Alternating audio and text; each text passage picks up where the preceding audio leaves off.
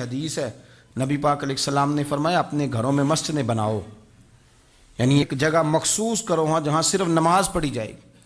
فرمایا اپنے گھر میں مسجد بناؤ اور کچھ حصہ نماز کا گھر میں بھی پڑھا کرو، کچھ نوافل، کچھ سنتیں، کچھ حصہ گھر میں بھی نماز کا پڑھا کرو۔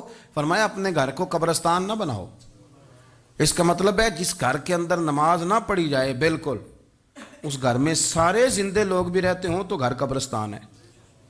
یہ حضور کا فرمان ہے کہ سارے لوگ زندے ہیں، ہنستے ہیں، بستے ہیں، کھیلتے ہیں، اٹھتے ہیں، پر دو رکعتیں نماز نہیں پڑھی جاتی، وہ قبرستان ہے۔ حضور نے فرمایا قبرستان ہے۔